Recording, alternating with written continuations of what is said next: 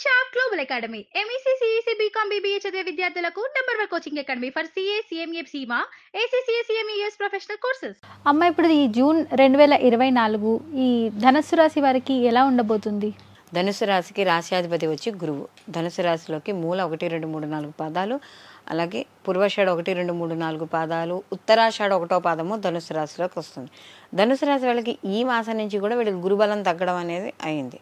అయితే ఈ గురుబలం తగ్గడం, షష్టమ స్థానంలో గ్రహాలు ఎక్కువగా ఉండడం ఈ మాసంలో, జూన్ మాసంలో, దానివల్ల ఏమవుతుంది అంటే వీళ్ళకి కొంత ప్రతికూల ఫలితాలు, అనుకూల ఫలితాలు రెండు మిక్స్ అయి ఉంటాయి. ఎందుకంటే ఇందులో శత్రు యొక్క అంటే ఈ యొక్క పాపగ్రహాలు షష్టమ స్థానంలో ఉండడం వల్ల శుభ ఫలితాలను ఇస్తుంటే, శుభగ్రహాలు కూడా అక్కడే ఉన్నాయి వెళ్ళి మనకి. సో దాంతో ఏమవుతుందంటే కొంచెం మిక్స్డ్ అయి ఉంటుంది అన్నమాట. ప్రతి పని కూడా కాస్త కొంచెం అంటే ఇప్పుడు ఎలా ఉంటుందంటే, ఒక తాళం వేసిన తర్వాత ఆ తాళం సరిగ్గా వేసామా లేదా అని 10 సార్లు చూసుకుంటూ ఉంటాం, అనుమానంతో ఉండడం అనమాట. కాబట్టి అలాంటివి ఈ జూన్ మాసంలో ధనుసు రాశి వాళ్ళకి ఉండడం అనేది జరుగుతుంది. అయితే విద్యార్థులు కూడా ఈ ధనుసు రాశిలో ఉన్న వాళ్ళు తప్పనిసరిగా శ్రద్ధగా చదవాల్సిందే. లేకపోతే ఇతర వ్యాపకాలకు కానీ, లేకపోతే సినిమాలనో లేకపోతే ఎక్కడికొనో వెళ్తూ ఉండడం, అప్పుడు చదువుకోవచ్చులే అని వాయిదా వేయడం, ఇలాంటి వాయిదా పద్ధతి అది విద్యార్థులకైనా, ఉద్యోగస్తులకైనా, వ్యాపారస్తులకైనా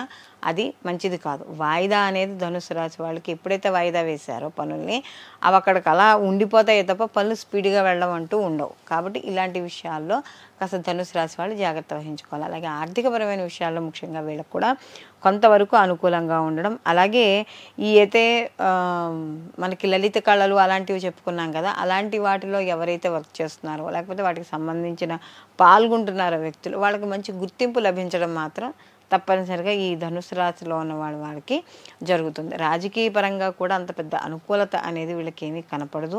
అలాగే వీళ్ళ ఆలోచనల విషయాలు కావచ్చు, సంతానపరంగా కావచ్చు, ఆధ్యాత్మపరంగా వెళ్ళే మార్గాల్లో కావచ్చు, ఒక్కోసారి అంత సహనం లేకపోవడం, మాట్లాడే మాటల్లో కావచ్చు, లేకపోతే చేష్టలో కావచ్చు, సహనం లేకపోవడం, ఒక్కోసారి కొద్దిగా కోపం రావడం, అగ్రెసివ్. ఎందుకంటే పంచమ స్థానంలో కుజుడు ఉన్నాడు, వ్యయాధిపతి వెళ్ళి పంచమంలో ఉన్నాడు. వీళ్ళ ఆలోచనలు వల్ల ఏమవుతుందంటే ఖర్చు ఎక్కువ అవుతూ ఉంటుంది. అంటే తలతగి ఇసుక తొక్కటి పేడ తొక్కలాగా ఖర్చులు ఎక్కువ చేసేయడం. అంటే ఏదో మనం ఒక ప్లాన్ని చేంజ్ చేసాము అని అనుకుంటారు, కానీ ఆ ప్లాన్ చేంజ్ చేసిన తర్వాత 5 రూపాయల ఖర్చులో 8 రూపాయలు అవుతుంది.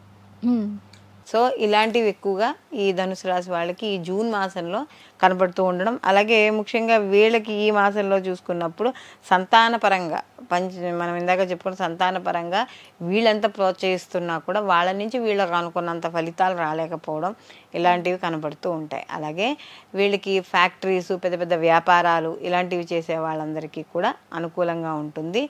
ముఖ్యంగా స్త్రీలు ఎవరైతే ధనుసు రాశిలో ఉన్నారో ఆ స్త్రీల ఆరోగ్య విషయాలు అవన్నీ కూడా కొంత నిలకడగా, అంటే గత మాసంతో పోల్చినా కూడా ఈ మాసంలో కాస్త వీళ్ళకి అనుకూలంగా ఉండడం. స్త్రీలలో కూడా ఉద్యోగం, వ్యాపారం అవి చేసేవాళ్ళు ఉంటారు. వాళ్ళకు కూడా లాభసాటిగా ఉండడానికి ఏవైతే ప్రయత్నాలు చేస్తారో ఆ ప్రయత్నాలన్నీ కొంత సఫలీకృతం అవుతాయి. అలాగే స్థిర చరాస్తులు ఎవరైనా కొనాలనుకుంటున్న వాళ్ళు ఆ స్థిర చరాస్తులు కొనుగోలు విషయాలు మాత్రం జాగ్రత్త అనేది తప్పకుండా వహించాలమ్మా. ఎలాంటి పరిహారాలు చేస్తే మంచిదమ్మా? వీళ్ళు ఈ ధనుసు రాశి వాళ్ళు ఈ మాసం అంతా కూడా వీళ్ళు సుబ్రహ్మణ్య ఆరాధన ఎక్కువగా చేసుకుంటూ ఉండడం.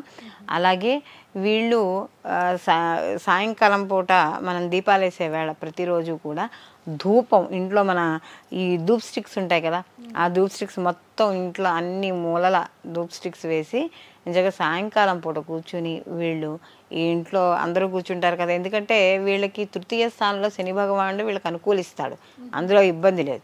కాబట్టి వీళ్ళు ఏం చేయాలంటే సాయంకాలం పూట కూర్చొని శివనామ స్తోత్రాలు కానీ, శివారాధన కానీ, లేకపోతే ఇంట్లో ఏదో ఒక భగవన్నామస్మరణ సంధ్యా సమయంలో చేసుకుంటూ ఉండడం. ప్రతిరోజు కూడా, అంటే ప్రతిరోజు ఇక్కడ సుబ్రహ్మణ్య ఆరాధన చేస్తూ బయటికి వెళ్ళలేని వాళ్ళు ఎర్రటి పూలతో ఇంట్లో పూజ చేసుకోవడం, ఎర్రటి పూలతో అర్చన చేసుకోవడం, ఏవైనా చేసుకోవచ్చు. పెట్టడం, దానిమ్మ గింజలు దొరుకుతాయి కదా మనకి, దానిమ్మకాయలు, ఆ దానిమ్మ గింజలు కానీ ఎర్రటి పళ్ళు ఏవైనా నైవేద్యం చేయడం ద్వారా మరిన్ని మంచి ఫలితాలు పొందడం అనేది జరుగుతుందమ్మా. చాలా చాలా ధన్యవాదాలమ్మా. నమస్తే. ఇప్పుడు ఆపరేషన్ లేకుండానే మోకాళ్లకు ప్లాస్మా ట్రీట్మెంట్, మీ ఆర్థోపెడిక్ సమస్యలన్నిటికీ రోబోటిక్ టెక్నాలజీ ద్వారా తక్కువ ఖర్చుతో శాశ్వత పరిష్కారం, ఫ్రీ కన్సల్టేషన్, ప్రతి ట్రీట్మెంట్ పై 20% డిస్కౌంట్. ఈ ఆఫర్ కొద్ది రోజులు మాత్రమే, త్వరపడండి. V9 hospitals 9281465842.